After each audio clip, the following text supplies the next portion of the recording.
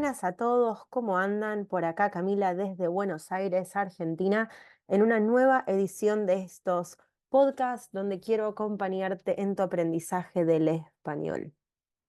Por acá desde Buenos Aires con un clima increíble, terminando un poco el verano, acercándonos al otoño, te doy la bienvenida a estos 10 minutos donde vamos a estar entrenando. Primero tu escucha porque estás justamente escuchando a una persona nativa y también te voy a contar un poquito más sobre mi acento y vamos a hacer un pequeño ejercicio de entendimiento.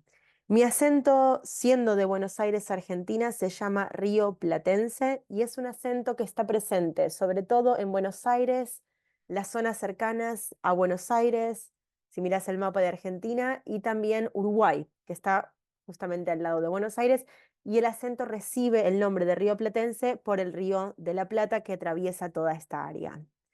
Como digo en todos mis podcasts anteriores, me encanta, me fascina la idea de que el español tenga tantos acentos, porque quiere decir que somos muchas personas en el mundo, en diferentes países, en diferentes ciudades, con diferentes historias, con diferentes culturas, siendo atravesados por una misma lengua, ¿no? Y qué interesante cómo vamos imprimiéndole una dinámica diferente, un ritmo, una pronunciación, una entonación, cierto vocabulario de la región.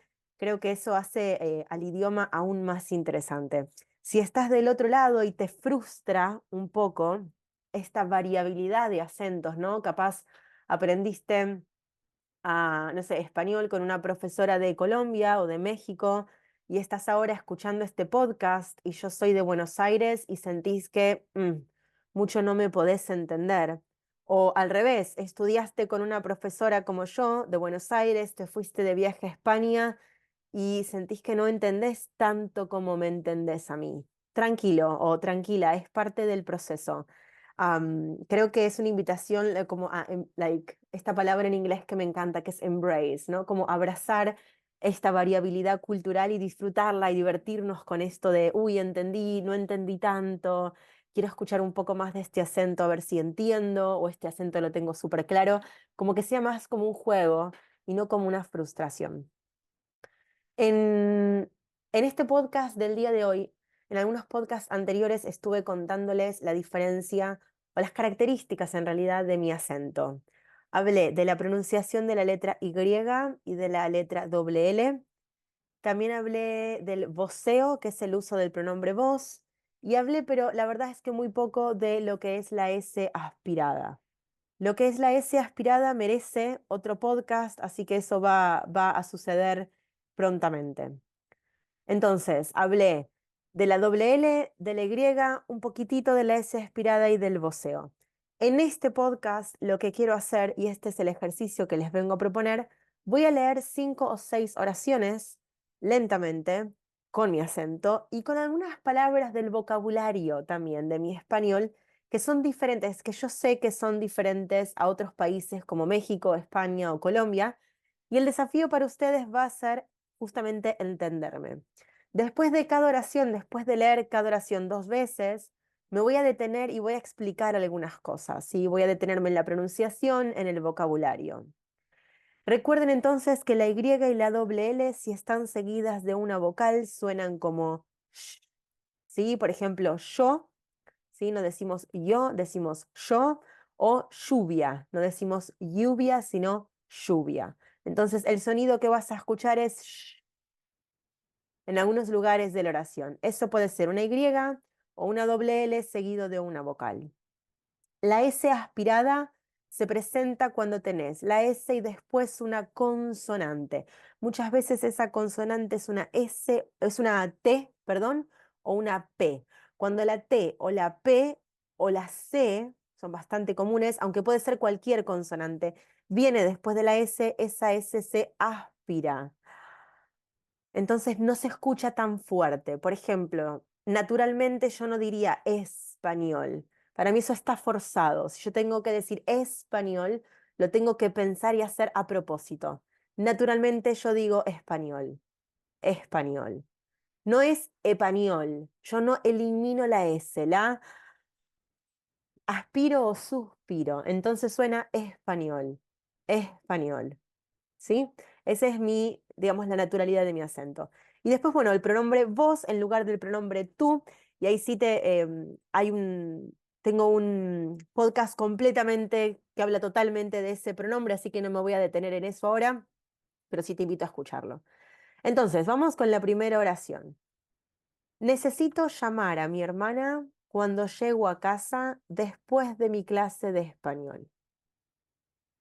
Necesito llamar a mi hermana cuando llego a casa después de mi clase de español. Llamar, llego. Dos letras doble L seguidas por una vocal.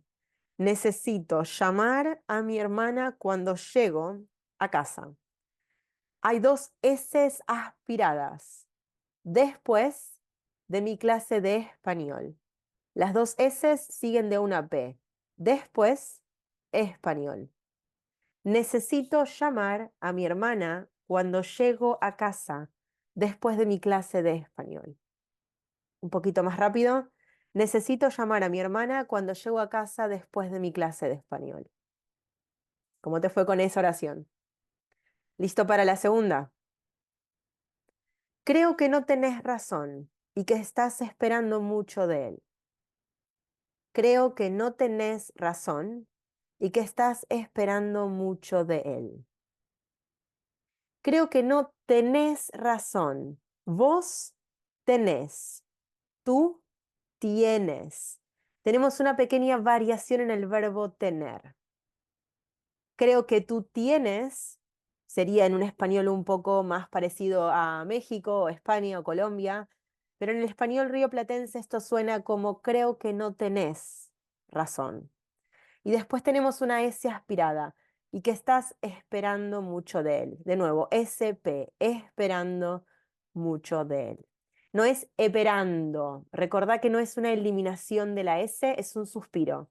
Esperando. Creo que no tenés razón y que estás esperando mucho de él. Un poquito más rápido. Creo que no tenés razón y que estás esperando mucho de él. ¿Sí? Oración número 3. Y acá vengo con vocabulario. Busqué una campera amarilla y unas zapatillas grises para ponerme.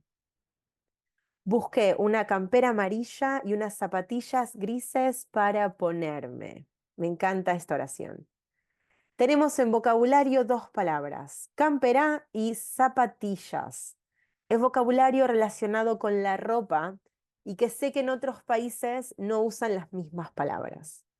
Entonces, una campera en inglés sería como jacket, en otros países puede ser chamarra o puede ser chaqueta, puede ser abrigo también. Decimos muy popularmente campera en Buenos Aires. Entonces, busqué una campera amarilla, no amarilla, amarilla, una doble L. Y unas zapatillas, son unas tenis, ¿sí? Unas sneakers, unas trainers. ¿Sí?